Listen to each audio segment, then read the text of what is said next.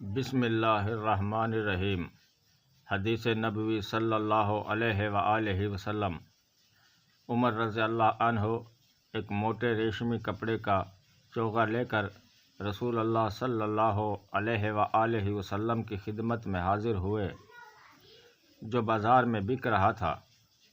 کہنے لگے، یا رسول اللہ صلی اللہ علیہ وآلہ وسلم، آپ اسے خرید لیجئے اور عید اور وفود کی پذیرائی کے لیے اسے پہن کر زینت فرمایا کیجیے۔ اس پر رسول اللہ صلی اللہ علیہ وآلہ وسلم نے فرمایا کہ یہ تو وہ پہنے گا جس کا آخرت میں کوئی حصہ نہیں۔ اس کے بعد جب تک خدا نے چاہا عمر رہی۔ پھر ایک دن رسول اللہ صلی اللہ علیہ وآلہ وسلم نے خود ان کے پاس ایک ریشمی چوغا تحفے میں بھیجا۔